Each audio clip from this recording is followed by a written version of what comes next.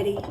All right, veggie pasta, sauteed spinach, and the garlic bread. And that's my vegetarian dinner for tonight. I cook spaghetti, so when I fix everybody else's plate, I'll mix the meat that I cook separately on the side. I'll put that on top of their plate.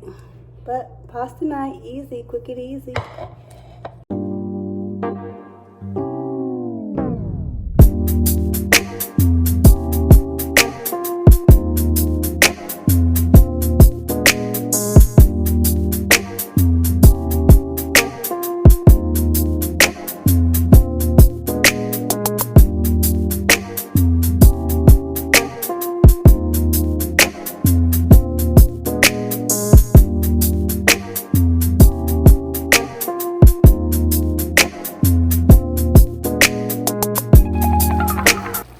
Sauteed spinach,